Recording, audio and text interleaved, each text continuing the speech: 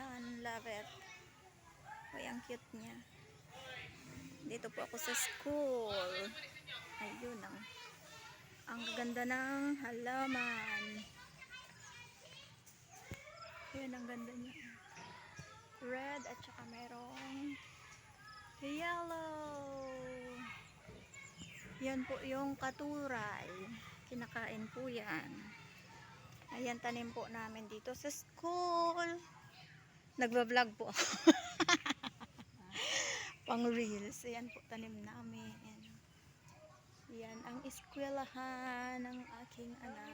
Bulaklak nito hindi naman sila kinukuha. Opo, masarap yan pang salad, di po ba? Ayan, ang aming tanim na mga talong. Ayan po, maglilinis po ako ngayon dito sa school dahil ngayon po nakaano yung aking schedule. Ayun, ang ampalaya natin, nagkalatkat na doon. Medyo mataba na itong ano. Yung mga talong po dito yung nauna. Ito po, ang lalaki na. Yung unang tanim natin. Wow, may bulaklak na siya oh.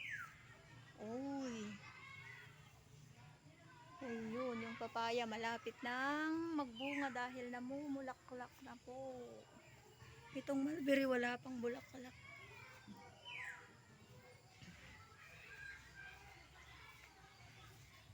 Yan, yun lang po guys. Dahil naglilinis. Ayan po, paminta po yan oh. Curious po ako sa magiging ano niyan. Kalalabasan ng bunga.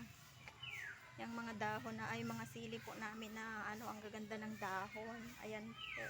Siling mahaba, pansigang. Ayan. Yan lang po guys. Thank you so much for watching.